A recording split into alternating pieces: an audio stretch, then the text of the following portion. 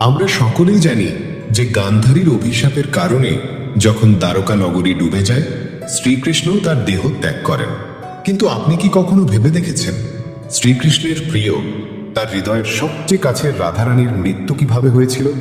শেষমেশ তার শেষ ইচ্ছা কি ছিল, এবং তিনি শ্রীকৃষ্ণের কাছে এমন কি চেয়ে বসেছিলেন যা আজও আলোচনার বিষয়? এটি এমন একটি প্রেম কাহিনী যা সময়কেও অতিক্রম করে গেছে। এটি সেই বন্ধন যা শরীরের নয়, আত্মার সঙ্গে যুক্ত। তাই বন্ধুগণ, আজ আমরা জানব রাধারানীর মৃত্যুর আসল রহস্য এবং তার শেষ ইচ্ছার এক অজানা কিন্তু রোমাঞ্চকর কাহিনী, যা আপনাকে চমকে দেবে। আজকের এই ভিডিওটি অত্যন্ত জ্ঞানগর্ভ এবং অনুপ্রেরণাদায়ক। এই কারণে কাহিনী এবং এই রহস্যটি বোঝার জন্য ভিডিওটি অবশ্যই সম্পূর্ণ দেখুন, কারণ এই কাহিনীটি সম্পূর্ণ শোনার পর আপনার জীবন সার্থক হয়ে উঠবে। তাহলে চলুন এই রহস্যময় কাহিনীটি শুরু করি। তবে তার আগে যদি আপনি চ্যানেলে নতুন হয়ে থাকেন, তাহলে ভিডিওটি লাইক করে চ্যানেলটি সাবস্ক্রাইব করুন এবং কমেন্টে লিখুন রাধে রাধে। বর্ষানার সেই পুরনো পায়ে চলা পথ, যেখানে শ্রীকৃষ্ণ একদিন তার লীলা করতেন, আজও সেখানে এক গুঞ্জন রয়ে গেছে, প্রেমের, হাসির, বাঁশির এবং সেই বেদনার, যা যুগের পর যুগ প্রেমিকদের বাঁচিয়ে রেখেছে। কিন্তু এই কাহিনীর শুরু বর্ষানার সেই গলি রেখা থেকে নয়, না, বৃন্দাবন থেকেও নয়। এই কাহিনী শুরু হয় এক কুঞ্জ থেকে, যেখানে বৃদ্ধা হয়ে ওঠা রাধা তার অন্তিম সময়ের প্রতীক্ষায় ছিলেন। এখন আর তিনি সেই পুরনো রাধা নন, এখন তিনি বৃদ্ধা। তার দেহ ঝুঁকে গেছে, কিন্তু এখনো তার হৃদয়ে সেই কিশোরী রাধারী, যিনি কেবলমাত্র শ্রীকৃষ্ণের জন্যই ধক ধক করেন। তার মুখে বলি রেখা দেখা দিয়েছে, কিন্তু এখনো যখন কেউ বাঁশি বাজান, তখন তার মুখে উজ্জ্বলতা ফিরে আসে, একটি হাসি ছেয়ে যায়, যেন পুরনো স্মৃতিগুলো আবারও জীবন্ত হয়ে ওঠে। মথুরা ছেড়ে চলে যাওয়ার পর শ্রীকৃষ্ণের বিরহে রাধা কখনো কারো সঙ্গে বিবাহ করেননি, না কোনো আশ্রয় গ্রহণ করেছিলেন। তিনি একাকী বৃন্দাবনের একটি নির্জন কুঞ্জে বাস করতে শুরু করেন। তার দৈনন্দিন জীবন ছিল একেবারে সহজ। তিনি সূর্যোদয়ের সঙ্গে সঙ্গে উঠে যমুনার তীরে গিয়ে জল অর্পণ করতেন। এরপর কুটিরে ফিরে এসে দিনভর শ্রীকৃষ্ণের অপেক্ষা করতেন, যেন তার সম্পূর্ণ বিশ্বাস ছিল যে একদিন শ্রীকৃষ্ণ তার সঙ্গে দেখা করতে অবশ্যই আসবেন। গ্রামবাসীরা রাধাকে এক সাধ্বী বলে মনে করত। তাদের তার সম্পর্কে কিছুই জানা ছিল না। তারা জানতেন না তিনি কে এবং কোথা থেকে এসেছেন। তবে এইটুকু সবাই জানত যে যেই হন না কেন, তিনি তার সমস্ত কিছু কেবলমাত্র শ্রীকৃষ্ণকে উৎসর্গ করেছিলেন। একদিন রাধা তার নিয়মিত রুটিন অনুযায়ী যমুনার তীরে জল অর্পণ করছিলেন। হঠাৎ করে তিনি আকাশের দিকে তাকালেন। বাতাস নিস্তব্ধ হয়ে পড়ল এবং তার হৃদয়ে একটি কম্পন অনুভূত হলো, যেন পুরো ব্রহ্মাণ্ড তাকে কিছু বলতে চাইছে। ঠিক সেদিন সন্ধেবেলা তিনি তার কুটিরের বাইরে তুলসী গাছের পাশে বসে পড়লেন এবং তাকে প্রণাম করে বললেন, এখন আমার যাওয়ার সময় হয়ে এসেছে, তবে আমি এভাবে যাব না। আমি তখনই দেহত্যাগ করব যখন স্বয়ং শ্রীকৃষ্ণ আমার সামনে এসে সশরীরে উপস্থিত হবেন এবং প্রেম ভরে আমাকে ডাকবেন, রাধে। এই কথা শুনে গ্রামবাসীরা অবাক হয়ে গেল। তারা ভাবল, এত বড় রাজা এই বৃদ্ধার সঙ্গে দেখা করতে আসবেন কেন? কিন্তু কেউই রাধার ভক্তির প্রতি সন্দেহ প্রকাশ করেনি, কারণ তিনি আজীবন কেবলমাত্র প্রেমের সংজ্ঞাকেই জীবন্ত করে তুলেছিলেন। তার হৃদয়ে ছিল শ্রীকৃষ্ণের প্রতি এক অনন্য প্রেম। আর অন্যদিকে দ্বারকায় বসে থাকা শ্রীকৃষ্ণ, যার কাছে সবকিছু ছিল, তবুও তার হৃদয় ছিল শূন্যতায় ভরা। বলতেই হয়, সবকিছু পাওয়ার পরেও কখনো কখনো মানুষের কিছুই থাকে না। শ্রীকৃষ্ণের অবস্থাও তখন তেমনই ছিল। তবে এবার তিনি অন্তর থেকে একটি টান অনুভব করছিলেন। তিনি তার চোখ বন্ধ করলেন আর রাধার আহ্বান তার কানে প্রতিধ্বনিত হলো। এই মুহূর্তে শ্রীকৃষ্ণের চোখে অশ্রু ছিল, কিন্তু হৃদয়ে ছিল শান্তি। তিনি তখনই সবকিছু ছেড়ে সেই একান্ত কুঞ্জের দিকে যাত্রা করলেন, যেখানে রাধারানী তার প্রতীক্ষায় ছিলেন। শ্রীকৃষ্ণ যখন সেখানে পৌঁছালেন, রাধা কুটিরের বাইরে তুলসীর গাছের নিচে বসেছিলেন তার চোখ বন্ধ ছিল এবং তিনি ধ্যানে নিমগ্ন ছিলেন। শ্রীকৃষ্ণ ধীরে বললেন, রাধে। এই শব্দ শুনে রাধার চোখ খুলে গেল এবং তার মুখে একটি আলো ফুটে উঠল। তার চোখে ছিল সেই প্রেম যা না বলা যায় না লুকানো যায়। রাধা মৃদু হেসে শ্রীকৃষ্ণকে বললেন, প্রভু, এখন আমার যাওয়ার সময় হয়েছে। এখন আমার আত্মা কেবলমাত্র বিশ্রাম চায়। এ কথা শুনে শ্রীকৃষ্ণ রাধার হাত ধরলেন। এখন রাধার শ্বাসক্রমে ধীরে হয়ে আসছিল এবং ঠিক সেই তুলসীর গাছের নিচেই তিনি প্রাণ ত্যাগ করলেন। কিন্তু এখানেই শেষ নয়। এই মুহূর্তেই এক রহস্য জন্ম নিল যা শুনে আপনি চমকে যাবেন। রাধার আত্মা মোক্ষ লাভ করলেন, তবে তার শেষ কথাগুলো এখনো শ্রীকৃষ্ণের কানে প্রতিধ্বনিত হচ্ছিল। রাধা তার শেষ মুহূর্তে বলেছিলেন, প্রভু, যখন এই পৃথিবী থেকে প্রেমের অর্থ মুছে যেতে থাকবে তখন আমি আবার ফিরব। আমাকে আবার জন্ম নিতে হবে, কারণ প্রেম জীবনকা প্রধান অংশ এবং একে বিলুপ্ত হতে দেওয়া যাবে না। রাধা যেখানে দেহত্যাগ করেছিলেন সেই স্থানে একটি নতুন গাছ জন্ম নেয়, তুলসীর থেকে উজ্জ্বল, যেন কোনো স্বর্গীয় উদ্ভিদ। গ্রামবাসীরা তাকে রাধা বৃক্ষ নামে ডাকতে শুরু করে এবং সেখানে পূজা অর্চনা করতে থাকে। কিন্তু কেউ জানতো না যে সেই গাছের নিচে এক রহস্য লুকিয়ে আছে, রাধার পুনর্জন্মের রহস্য, যা আপনাকে বিস্মিত করে দেবে। অনেক যুগ কেটে যাওয়ার পর যখন প্রেমের মূল্য হ্রাস পেতে শুরু করে এবং মানুষ কেবল ভোগ বিলাসে ডুবে যেতে থাকে, তখন বর্ষানার একটু দূরে এক সাধারণ কৃষকের ঘরে জন্ম নিল এক কন্যা। তার নাম রাখা হলো ললিতা। কিন্তু তিনি কোনো সাধারণ কন্যা ছিলেন না। তিনি কারো শেখানো ছাড়াই বাঁশির মধুর সুর বাজাতে পারতেন। তার বাঁশির সুর শুনে গাছের পাতা কেঁপে উঠত, পাখিরা নাচতে শুরু করত। গ্রামবাসীরা বলতে লাগলো, এটি কোনো সাধারণ মেয়ে নয়, নিশ্চয়ই কোনো দেবীর অবতার। তারা বলতেন, একে দেখলে যেন রাধার কথা মনে পড়ে। ললিতা যখন 7 বছর বয়সী হলো, তখন একদিন সে যমুনার তীরে বসেছিল। সেই সময় এক সাধু ওদিক দিয়ে যাচ্ছিলেন। তারা ললিতাকে দেখে থেমে গেলেন। যখন তারা তার চোখের দিকে তাকালেন, তখন মন্ত্রমুগ্ধ হয়ে গেলেন। তারা বললেন, ওই চোখ, ওই চঞ্চল হাসি, রাধে, তুমি ফিরে এসেছ।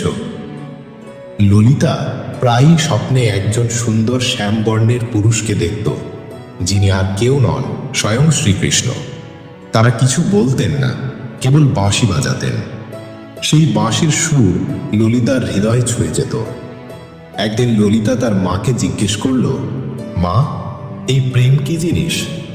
মা বললেন, তুই তো এখনো শিশু, তোকে প্রেমের কিছুই বোঝা সম্ভব নয়। ললিতা চুপ হয়ে গেল, কিন্তু তার চোখে ছিল এক পুরনো বেদনা, যেন সে এই প্রশ্নটি আগেও কোনো জন্মে করেছে। যখন ললিতা 13 বছর বয়সে পৌঁছালো, একদিন সে যমুনার তীরে বসে বাঁশি বাজাচ্ছিল। হঠাৎ তার বাঁশি থেকে এক অদ্ভুত সুর বের হতে লাগলো, সেই সুর যা শ্রীকৃষ্ণ তার স্বপ্নে বাজাতেন। হঠাৎ সেই স্থানের মাটি সামান্য ফেটে গেল আর সেখানে এক মূর্তি দৃশ্যমান হলো। ললিতা সেই মূর্তিটিকে তুলে নিল। সেই মূর্তি ছিল এক নারীর, যার হাতে বাঁশি ধরা। যখন ললিতা সেই মূর্তিটিকে হাতে নিল, সেই মূর্তি থেকে এক দিব্য কণ্ঠ বের হলো, তুমি ফিরে এসেছ, রাধে। ললিতা চমকে উঠল। এই মূর্তি কে এবং কেন তাকে রাধে বলে ডাকা হচ্ছে? তাহলে চলুন এখন জানি এই কাহিনীর আরো একটি অধ্যায়, যা আরো বেশি রোমাঞ্চকর এবং রহস্যময়। কিন্তু তার আগে, যদি ভিডিওটি ভালো লাগছে বলে মনে হয়, তাহলে লাইক করে দিন এবং কমেন্টে লিখুন রাধে কৃষ্ণ। সেই দিনের পর থেকে ললিতার আচরণ ধীরে ধীরে বদলাতে লাগলো। সে এখন গভীরভাবে চিন্তা করতে শুরু করলো। সে জানতে চায় সে কে, তার জন্ম কেন হয়েছে, কেন সে প্রেম এবং কৃষ্ণ এই শব্দদ্বয়ে এতটা আকর্ষণ বোধ করে। ঠিক সেই সময় এক সাধু, যিনি বহু বছর হিমালয়ে তপস্যা করে বর্ষানায় ফিরে আসছিলেন, তিনি ললিতাকে দেখলেন এবং স্তম্ভিত হয়ে গেলেন। তিনি বললেন, যুগের পর যুগ আগে আমি এই চোখ জোড়া রাধার মধ্যেই দেখেছিলাম। কন্যা, তুমি এই যুগের নও, তোমার জন্ম হয়েছে একটি উদ্দেশ্য নিয়ে। ললিতা জিজ্ঞেস করল, কি সেই উদ্দেশ্য? তখন সেই তপস্বী সাধু চোখ বন্ধ করে উত্তর দিলেন, এই যুগে প্রেম কেবল একটি শব্দ হয়ে গিয়েছে। তুমি আবার প্রেমকে জীবন বানাবে। এখন বর্ষানার গলিতে একটি নতুন কাহিনী জন্ম নিতে চলেছে। আসলে এই কাহিনী নতুন নয়, এটি পুরনো, রাধার পুনর্জন্মের কাহিনী। এখন ললিতা কৈশোরে পৌঁছেছে। তার মনে এক অদ্ভুত ব্যাকুলতা অনুভব হচ্ছে, যেন কেউ তাকে ডাকছে।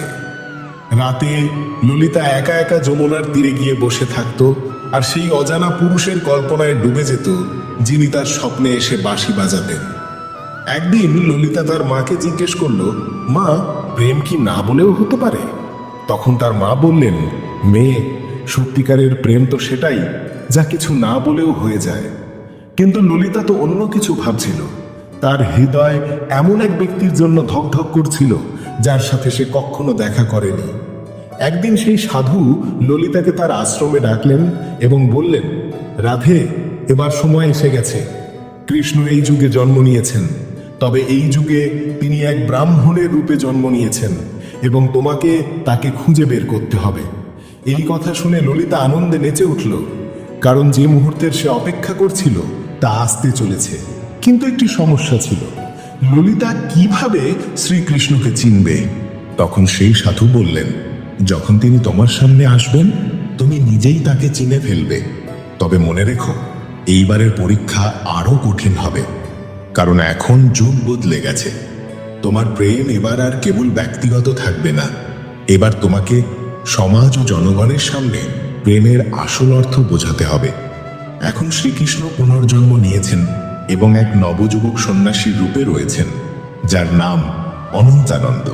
তিনি মানুষকে উপদেশ দিতেন, কিন্তু কেউ জানতো না যে আসল সত্য এই যে অনন্তানন্দ কে। যখন তিনি বক্তব্য দিতেন, তার প্রেমময় বাণী শুনে লোকেরা কেঁদে ফেলত।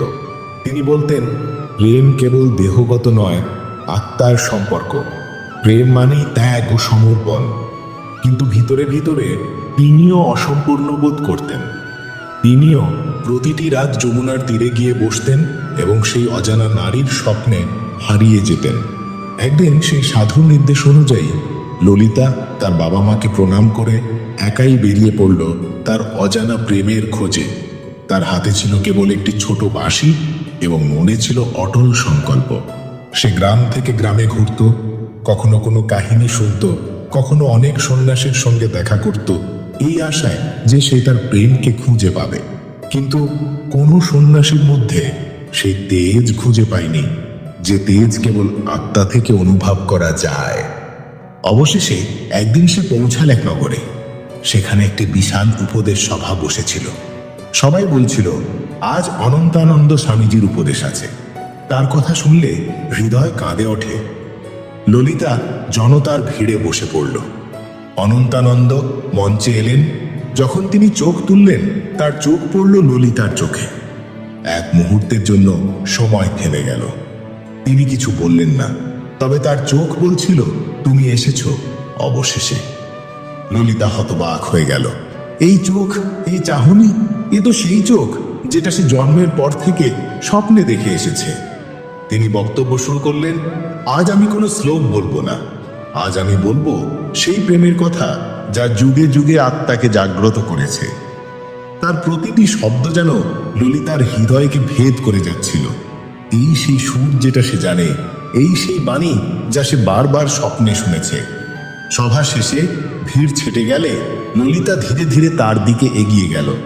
তিনি কিছু বললেন না, শুধু একটি মৃদু হাসি দিয়ে বললেন, তুমি এসেছো রাধে, আমি জানতাম তুমি আসবে।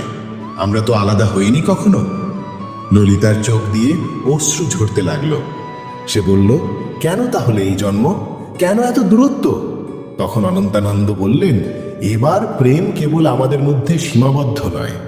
এবার আমাদের প্রেম হবে এক উদাহরণ, যা মানুষকে দেখাবে আত্মিক প্রেম কিভাবে দেহের ঊর্ধ্বে যায়। এবার প্রেম হবে ত্যাগ, এবার প্রেম হবে সামাজিক জাগরণ। তারপর শুরু হলো তাদের পথ চলা। তারা একসাথে গ্রামে গ্রামে ঘুরে মানুষকে প্রেমের সঠিক ব্যাখ্যা দিতেন। তারা বলতেন, যেখানে অহংকার নেই, যেখানে স্বার্থ নেই, সেই প্রেমই আসল প্রেম। যেখানে কৃষ্ণ আছেন, সেখানে রাধা থাকতেই হবে। যেখানে রাধা নেই, সেখানে কৃষ্ণও সম্পূর্ণ নন। তাদের কথা শুনে মানুষ কাঁদত। অনেকে বলতো, আমরা বুঝতেই পারিনি প্রেম এত গভীর হতে পারে। এভাবেই বহু বছর কেটে গেল। একদিন এক পূর্ণিমার রাতে তারা দুজন যমুনার তীরে বসেছিলেন। চাঁদের আলোয় ললিতার মুখ দীপ্ত হচ্ছিল। তিনি বললেন, এই জীবনে আমরা কিছুই চাইনি, শুধু একে অপরকে উপলব্ধি করেছি। এই প্রেমই আমাদের পূর্ণ করেছে। তখন অনন্তানন্দ বললেন, এই যুগে যদি প্রেমকে কেউ বুঝতে চায় তবে সে যেন শুধু আমাদের দিকেই তাকায়। এরপর কিছু বছর পরে তারা দুজনেই তপস্যায় বসে গেলেন, আর একদিন শরীর ত্যাগ করলেন। কিন্তু আজও মানুষ বলেন, যখন বাঁশির সুর বয়ে যায়, যখন চাঁদের আলো যমুনায় পড়ে, তখন রাধা আর কৃষ্ণ আবার মিলিত হন এই মানব রূপে। রাধার পুনর্জন্ম কেবল গল্প নয়, এটি সেই চেতনার প্রতিফলন যেখানে আত্মা প্রেমের জন্যে আবারও পৃথিবীতে ফিরে আসে। কারণ প্রেম কখনো মরে না। শ্রীকৃষ্ণ আর রাধা বারবার জন্ম নেন, যাতে আমাদের হৃদয় আবার প্রেমে জাগ্রত হয়। যদি এই কাহিনী আপনার হৃদয়ে ছুঁয়েছে, তাহলে রাধে কৃষ্ণ লিখে জানিয়ে দিন। আর এমন আরও রূপকথার জন্যে চ্যানেলটি সাবস্ক্রাইব করুন। রাধে রাধে।